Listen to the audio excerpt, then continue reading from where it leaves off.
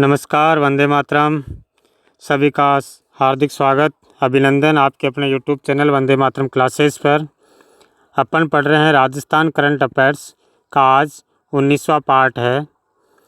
ये प्रश्न आरपीएससी द्वारा आयोजित होने वाले सभी प्रतियोगिता परीक्षाओं जिसमें RS, first grade, second grade, SI सहित और अधीनस्थ सेवा चयन बोर्ड मंत्रालय द्वारा आयोजित होने वाली सभी प्रतियोगिता परीक्षाओं, पटवारी, ग्राम सेवक, पीटीआई और उसके अलावा बीएसटीसी, पुलिस कांस्टेबल, जेल प्रहरी सहित समस्त राज्य स्तरीय जितनी प्रतियोगिता परीक्षाएं होती है उसके लिए करंट अफेयर्स के लिए जो महत्वपूर्ण प्रश्न है वो अपन इस क्लास में पढ़ने जा रहे हैं। तो स्टार्ट करते हैं आज का पहला प्रश्न। पहला प्रश्न है अपने राजस्थान में सरकार में भर्ती प्रक्रिया को सरल व समयबद्ध और एकीकृत किए जाने की दृष्टि से किस पात्रता को मंजूरी दी है। अभी हाल ही में राजस्थान में राज्य सरकार ने कि सरकारी भर्ती प्रक्रिया को सरल व समयबद्ध और एकीकृत किए जाने की दृष्टि से कौन सी पात्रता को मंजूरी दी है। ऑप्शन है सेट, सीटेट, रीट और आईबीपीएस। तो सही आंसर होगा इसका, सभी को पता है, सेट, सीईटी। ये जो केंद्र के तर्ज पर राज्य राजस्थान में भी चालू किया जा रहा है और इसका पूरा नाम है कॉमन एलिजिबिलिटी टेस्ट। सेट का पूरा नाम है कॉमन एलिजिबिलिटी टेस्ट।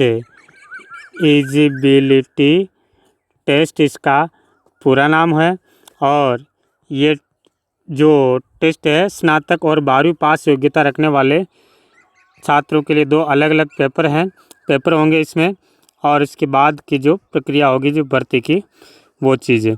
चलिए नेक्स्ट प्रश्न है, पर्यटकों के घूमने लिहाज से एशिया के टॉप 10 में राजस्थान का कौन सा शहर शामिल हुआ है। पर्यटकों के घूमने लिहाज से एशिया के टॉप 10 में राजस्थान का कौन सा शहर शामिल हुआ है। ऑप्शन जयपुर, जोधपुर, उदयपुर या फिर जैसलमेर। तो सही आंसर है अपने इसमें जोधपुर।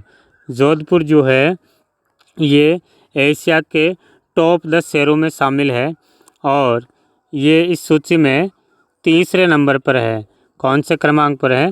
जोधपुर तीसरे क्रमांक पर है। जबकि नई दिल्ली की बात करें तो नई दिल्ली का 5वां स्थान है। नई दिल्ली का 5वां स्थान है।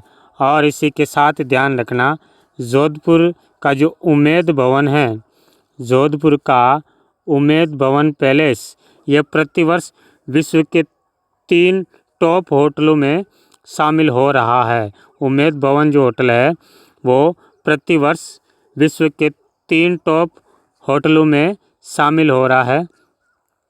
चलिए अगला प्रश्न देखते हैं। तीसरा प्रश्न है, नेक्स्ट प्रश्न है, वर्ल्ड रैंकिंग पैरा तीरंदाज प्रतियोगिता के लिए भारतीय टीम में श्याम सुंदर स्वामी का चयन हुआ। इसका संबंध कौन से जिले से है?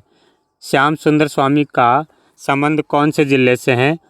ऑप्शन है कोटा, जैसलमेर, बीकानेर, उदयपुर। तो राइट आंसर है बीकानेर। ये बीकानेर जिले से संबंधित है। और क्वेश्चन आ जाए श्याम सुंदर स्वामी का संबंध कौन से खेल से है, तो बताएंगे तीरंदाज से, पैरा तीरंदाज से संबंधित है। नेक्स्ट प्रश्न की बात करें, अगला प्रश्न है, मालव गणराज्य के 2000 साल पुराने औद्योगिक क्षेत्र के अवशेष मिले हैं। मालव गणराज्य के 2000 साल पुराने औद्योगिक क्षेत्र के इंडस्ट्रियल एरिया के अवशेष मिले हैं। ये मालव गणराज्य राजस्थान के कौन से ज़िले में अवस्थित है, कौन से ज़िले में स्थित है? पाली, चित्तौड़गढ़, टोंक या जयपुर। तो राइट आंसर होगा ये मालव गणराज्य के अवशेष कौन से ज़िले में मिले हैं, तो बताएंगे टोंक जिला। टोंक ज़िले से इसके अवशेष मिले हैं। 5वां प्रश्न की तरफ बढ़ते हैं। 5वां प्रश्न है, राजस्थान के किस कवि को लोक कवि मंडेला स्मृति पुरस्कार प्रदान किया जाएगा? लोक कवि मंडेला स्मृति पुरस्कार प्रदान किया जाएगा? ऑप्शन है डॉक्टर गजानंद चारण, डॉक्टर मंगल बादल, मोहन कृष्ण बोहरा और आयदान सिंह बाटी। तो सही आंसर होगा लोक कवि मंडेला स्मृति पुरस्कार ये डिडवाना के डॉक्टर गजानंद चारण को प्रदान किया जाएगा, इनको सम्मानित किया जाएगा। ये राजस्थानी कलाकार है, राजस्थान के विख्यात कलाकार हैं जिनको लोक कवि मंडेला स्मृति पुरस्कार से सम्मानित किया जाएगा। साथ ही अपन देखें डॉक्टर मंगल बादल है, इनको साहित्य अकादमी नई दिल्ली द्वारा राजस्थानी बाल साहित्य पुरस्कार से सम्मानित किया गया। कौन सा है? राजस्थानी बाल साहित्य पुरस्कार। क्वेश्चन आ जाए राजस्थानी बाल साहित्य पुरस्कार से किनको सम्मानित किया गया है? सम्मानित जो घोषणा की है डॉक्टर मंगल बादल को। और इनकी कौन सी कृति पर इनको सम्मानित किया जाएगा? तो इनकी जो कृति है वो है कुदरत रो न्याव। कौन सी रचना पर इनको सम्मानित किया जाएगा? कुदरत रो न्याव रचना पर डॉक्टर मंगल बादल को राजस्थानी बाल साहित्य पुरस्कार से सम्मानित किया जाएगा। इसके अलावा मोहन कृष्ण जो बोहरा है, इनको 30वां बिहारी पुरस्कार दिया जाएगा। इनको 30वां बिहारी पुरस्कार दिया जाएगा। तो 30वां बिहारी पुरस्कार से किनको सम्मानित किया जाएगा? तो बताएंगे मोहन कृष्ण बोहरा को। और इनकी कौन सी रचना पर दिया जाएगा पुरस्कार? तो लिखते हैं, एक तो मोहन कृष्ण बोहरा को 30वां बिहारी पुरस्कार, वेरी इंपॉर्टेंट है, 30वां बिहारी पुरस्कार। और इनकी रचना कौन सी है, किस रचना पर दिया जाएगा? तो वो है तस्लीमा संघर्ष और साहित्य। इस रचना पर इनको बिहारी पुरस्कार दिया जाएगा। आयदान सिंह बाटी, इनको 29वां बिहारी पुरस्कार से सम्मानित किया जा चुका। 29वां बिहारी पुरस्कार आयदान सिंह बाटी को दिया गया है। तो ये था अपना लोक कवि मंडेला स्मृति पुरस्कार। अगला प्रश्न देखते हैं। अगला है, जयपुर में आयोजित ब्रिक्स CCI वुमेन फॉर आत्मनिर्भर भारत सम्मेलन में इन महिलाओं को सम्मानित किया गया। कौन कौन सी महिलाओं को सम्मानित किया गया है? ऑप्शन देखते हैं, आयुषी गर्ग, सिमरन चौधरी, और दूसरा ऑप्शन है वसुंधरा जसोदा। अगला है बुलबुल पाठक, गीता कुमारी, और चौथा ऑप्शन है उषा तोमर और श्रीमती आशा झा। तो राइट आंसर होगा उषा तोमर और श्रीमती आशा झा। इनको सम्मानित किया जाएगा। वुमेन फॉर आत्मनिर्भर भारत सम्मेलन, इसमें सम्मानित किया गया।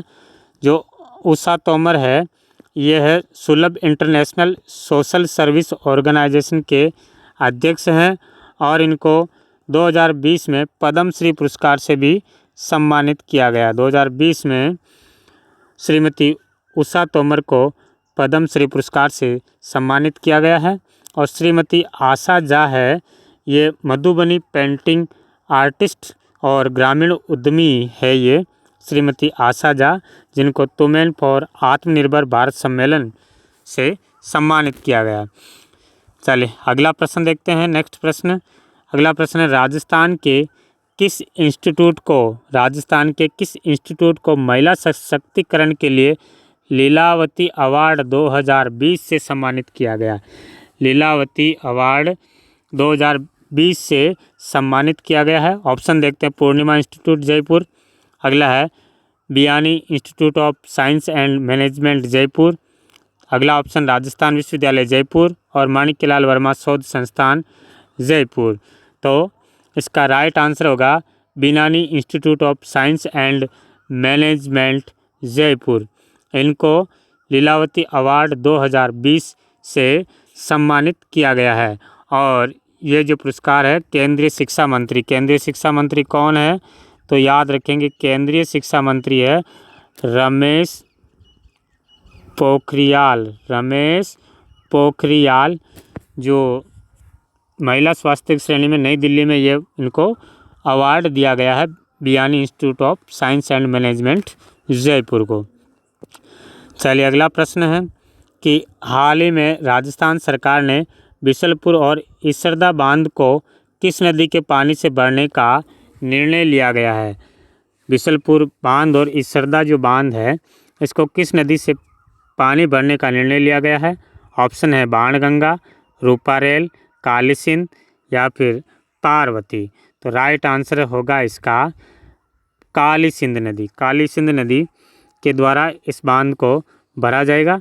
बिशलपुर बांध कौन सी नदी पर है तो बताएंगे बनास नदी पर है और कौन से ज़िले में है, टोंक ज़िले में। राज्य की सबसे बड़ी पेयजल परियोजना है बिशलपुर बांध परियोजना, जिससे जयपुर, अजमेर, कोटा, बूंदी, ठीक है। इसरदा बांध ये कहाँ है तो बताएंगे इसरदा बांध सवाई माधोपुर में, ये है सवाई माधोपुर में और ये भी बनास नदी पर बना हुआ है इसरदा बांध। तो इन दोनों बांधों को भर करके फिर जयपुर, अजमेर, कोटा, बूंदी, टोंक, सवाई माधोपुर, दौसा इन जिलों को पेयजल आपूर्ति की जाएगी। तो इस बांधों में कौन सी नदी का पानी लाने की परियोजना चलाई जा रही है तो काली सिंध नदी पर परियोजना चलाई जा रही है। कोटा में इस काली सिंध नदी पर बांध बनाया जाएगा और फिर उससे पानी लाया जाएगा। अगला प्रश्न देखते हैं। नेक्स्ट प्रश्न, हाल ही में चर्चित जिसका नाम राज्यपाल कलराज मिश्र द्वारा चिंतामणि रखा है, चिंतामणि नाम रखा है, वे क्या है, किस चीज़ का नाम चिंतामणि रखा है। अपने गवर्नर, राजस्थान के गवर्नर कलराज मिश्र जी ने चिंतामणि नाम रखा है। तो चिंतामणि क्या है, ऑप्शन देखते हैं। एक शिक्षा ऐप, महिला सशक्तिकरण ऐप, या एक कुत्ता है या फिर एक पर्वतारोही है। तो सही आंसर होगा एक कुत्ता है। राज्यपाल जो अपने कलराज मिश्र हैं उन्होंने राजभवन के सड़क पर घूमने वाला एक आवारा कुत्ता, क्या था, आवारा जो कुत्ता था उनको इन्होंने गोद लिया था, कुत्ते को गोद लिया और गोद लेकर के उसका नाम चिंतामणि रखा है। तो चिंतामणि क्या था, एक कुत्ता था। तो ये थे आज के प्रश्न। मिलेंगे अपन नए वीडियो में, तब तक के लिए सभी को जय हिंद, जय भारत।